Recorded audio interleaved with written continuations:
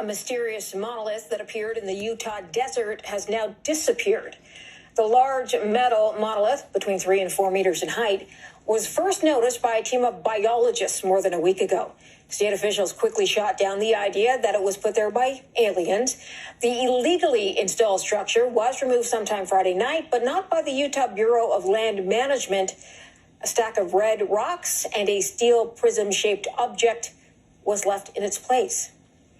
Let's bring in David Serber. He drove 6 hours into the desert in search of that monolith and joins us now to talk about that. Thanks for your time. Hey, how's it going? I'm good. Tell me when this was first spotted by the scientists and what inspired you then to go try and find it. Yeah, so obviously it was just a few days before Thanksgiving, and I think everybody saw that initial report on the news where I believe they were out there counting herds of bighorn sheep. And obviously it's just a pretty unique object out there, but more importantly, I think there's very little left, it seems, at time in this world to get out there and discover. So something new and intriguing. And the coordinates weren't there initially, but I figured the internet would eventually do its job and figure that out, as it always does, right? So that was kind of the beginning of the journey.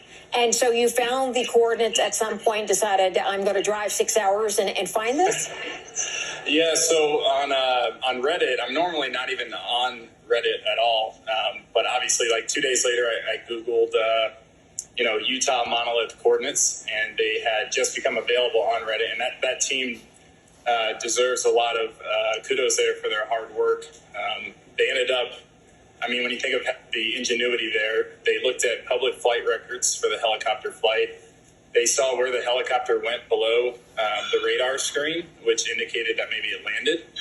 And then for the next 18 hours, they were scrolling Google Earth, and they found a shadow of a figure that maybe looked like the monolith, but none of them had really lived in Utah, and I happened to be somewhat local, I guess you could say. So I let them know on the thread that I was going to go check out the coordinates. And I had worked that day, so I didn't really have any sleep, but I did a quick recon on Google Earth, grabbed my GPS, and then left at 10 p.m. and got there around 5 in the morning. Wow, so that would be a lot of coffee to get me through a trip like that. Okay, so have you ever done anything like this before? And tell me what it was like when you finally found it. Yeah, I've done a lot of off-grid hiking before. So for myself, I'm an avid hiker. I go out all the time. And then I spent about 12 years in the military as well. So plenty of experience with that in the infantry. And so it wasn't something too new to me in that sense of, land navigation and heading out there and going out into the wilderness on my own. But it was definitely a new place, right? So I knew I was driving out 6.5 hours for something that could potentially have just been a vertical stack of red rocks, creating a linear shadow. And that wasn't the monolith at all. But, a lot of times I think it's about the journey and not necessarily where you're going, right? So I saw 12 shooting stars on the way down. I saw some beautiful desert landscapes. And if it ended up being a tall stack of rocks, it still would have been worth the trip. But it wasn't. What did you think of what was there? Yeah. So it was pretty interesting. It was probably, 5 in the morning when I got there. I stepped outside. It was eerily quiet, right? And no light pollution, so the sky was beautiful. And I had a GPS. It's important to have one nowadays, especially when they're available, with a topographic map where you can read the contour lines and look at terrain features, especially when it's pitch black at night, right? So I had a GPS and my cell phone camera on my iPhone.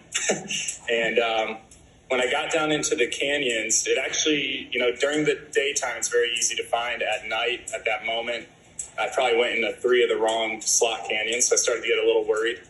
And there was a moment where I was peering the corner and my GPS said 32 feet until the objective, I guess you could say.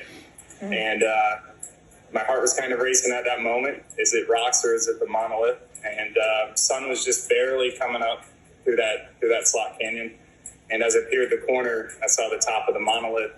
And it was a little bit of joy and excitement, but I figured I wouldn't have it alone to myself that long. So I turned off my cameras and everything and took a minute to enjoy peace and enjoy nature. So. Wow.